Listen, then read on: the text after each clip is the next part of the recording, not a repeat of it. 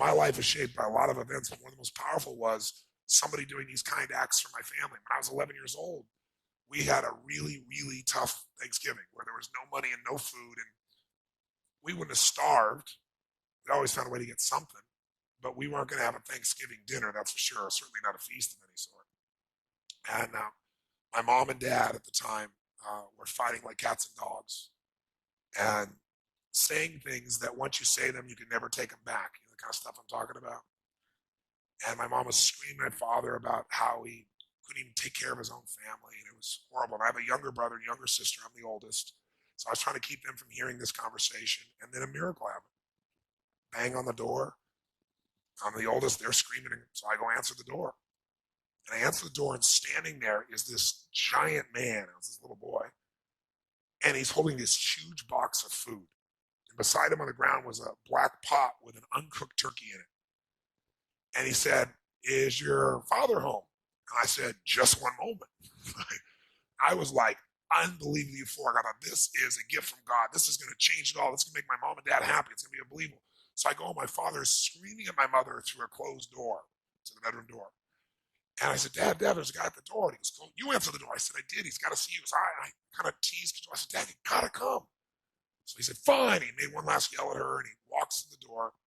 And I'm waiting there, just can't waiting to see his face.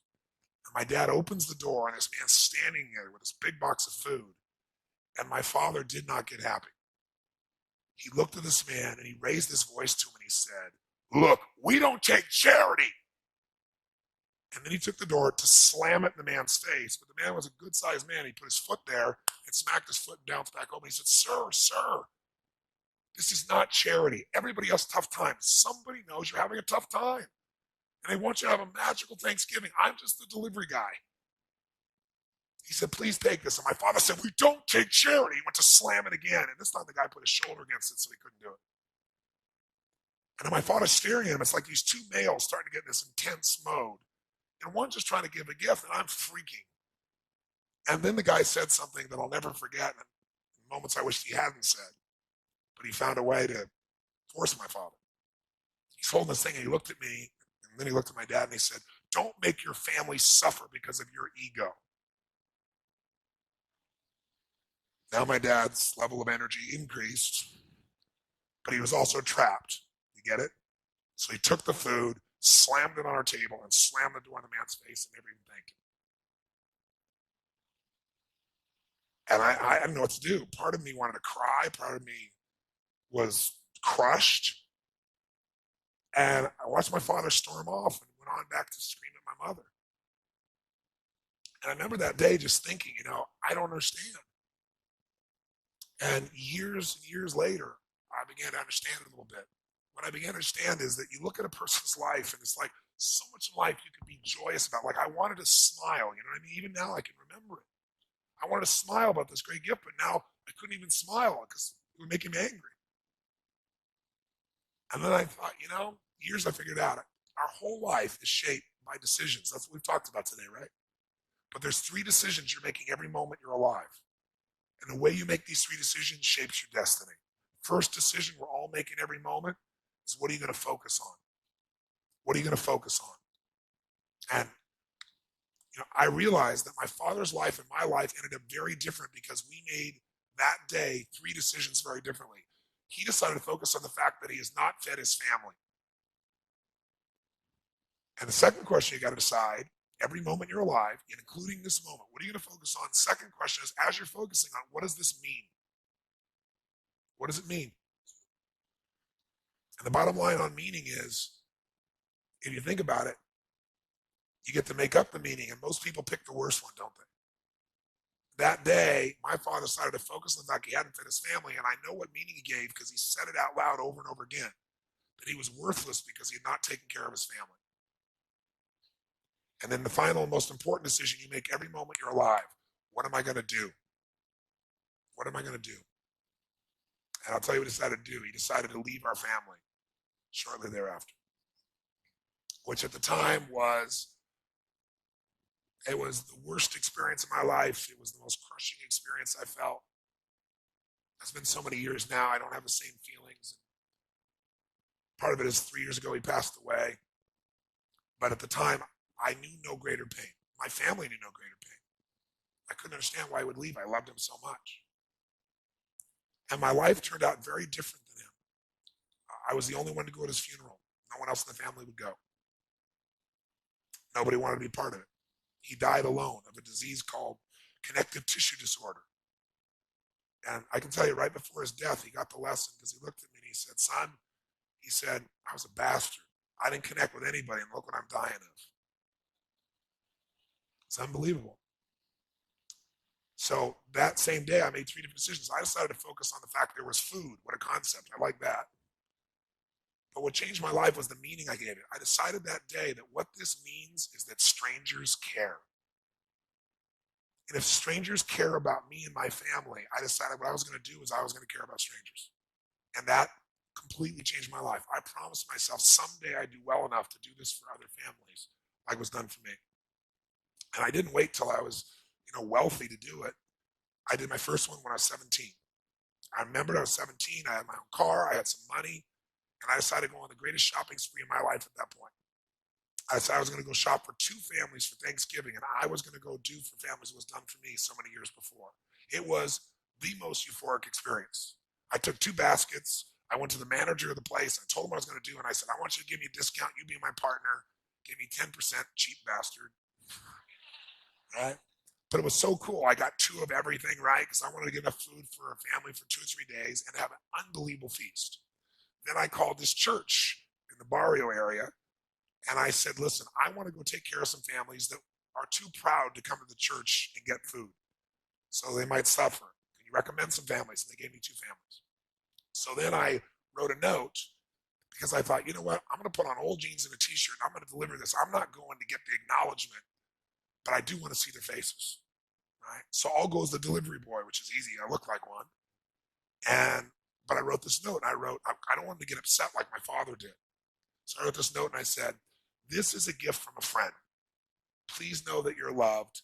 I want you to have an extraordinary Thanksgiving. You deserve it. Please accept this gift. And then I put under it, I said, if you can, someday do well enough to do this for one other family and pass on the gift. And I put love a friend. And then I realized I was going to an area that was more Latino and I don't speak Spanish. So I thought, I got a friend to write on the back in Spanish so I could flip it around if there was a challenge. So I got one of my buddy's old vans. I need a little room, put all the groceries in, and I drove to this house. And it was not what I expected. It was more. I got to this house and I got 2 bags of groceries and I banged on the door. Door opened and this woman about this tall, right, stares up at me like this, right? And I said, hi. And it was very obvious she didn't speak any English. And she let out a scream when she saw the food. And by the way, this woman had 5 children and a husband. What I didn't know is the husband had left her 3 days before with no money, no food, and 5 kids. So I got these bags. So she screamed and she grabbed me and started pulling my neck and like kissing me, right? And I said, no. I said, I'm the delivery boy. And she didn't understand a word I was saying. So I reached in the pocket and I gave her the note, flipped it over. She read it in Spanish. And then she started to bawl. So then she came and started kissing me again. I said, no, I'm the delivery boy. I'm trying to show her. And she goes, no, gift from God. So I'm trying not to bawl. So I'm like, where do I put this? And I'm doing everything. I'll hold it together, like smiling, but I want to cry. And she just pointed. It wasn't a big house. It's like a room. So I went over and I put the stuff on there. And just as I'm trying to put stuff on there, I hear these screams. And all of a sudden, bam, bam. 2 boys hit me, one leg and the other. These 2 little guys just tackle me, right? When they saw the food, they went crazy. When I saw the pumpkin pie, it was over. So I said, come out with me. And so they came out and we kept bringing these groceries in. And I'm telling you, it was like, I don't know how to describe it. It was the most euphoric, fun, passionate, loving. It was like they're my little brothers, And so we brought all stuff in and they were laughing and they were lit up. And then, I'd done it all and it was time to go and I didn't want to go and they didn't want me to go. This one little boy just wouldn't let go of my leg and he just kept looking up to me and hugging me. And I was like, but I had to go make the other delivery. So I told this woman, I said, I've got to go, And she said, okay, whatever her language was. I didn't know what it was, but I knew it meant okay, right? So I went to go leave and then she grabbed my arm and she started having tears in her eyes. And I said, I wanted to say, Happy Thanksgiving, but I didn't know Spanish. So I went, Feliz Navidad. Figured it was close, you know? And she started she went from crying to laughing, right? And then she grabbed and gave me this big hug, and the kids gave me these hugs. I remember I got out and I walked off, and they were all standing on the porch. And I got in this little van, and I drove it out and I turned it around. And as I went to turn around, I looked in the rearview mirror, and I was feeling all this emotion building in my body. And I looked in the mirror, and I saw Mama standing in the porch with her kids, all the kids smiling. Mama sitting there crying hysterically and smiling from ear to ear. And I couldn't keep it together. I was right there, stopped in the street, and I started bawling uncontrollably. And I remember just thinking, this is a beautiful thing. Why is this making me cry? And, why is this a great thing? Why am I so emotional about this? And then I got it. I realized in that moment that the worst day of my life, my father leaving, had actually been the best day of my life. Because if I hadn't had that experience, I wouldn't be here today. And now because of that, I'm get to live this life. I have the desire and the drive and the want to give in this way. And so I've really realized that the worst day was the best day, that was God's gift. The gift wouldn't have been there if he would have stayed. There's an old country song that says, "Thank God for unanswered prayers." It's a story about this man who wants his prayer and finds out later on it wasn't fulfilled, right?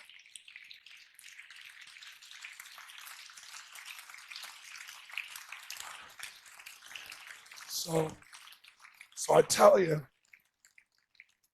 the story for a couple of reasons. One is, if you want to change your life, figure out how your worst day was your best day.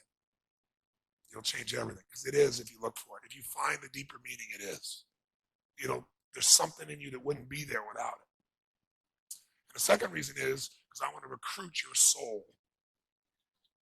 Not for your money or business. I want to recruit you in this action of going and making a difference. I want to recruit you for you, because I know if you go do a few of these things, you'll get hooked and you'll make it a ritual and it'll change your life. Whatever things you do in your life, this is what it's really about.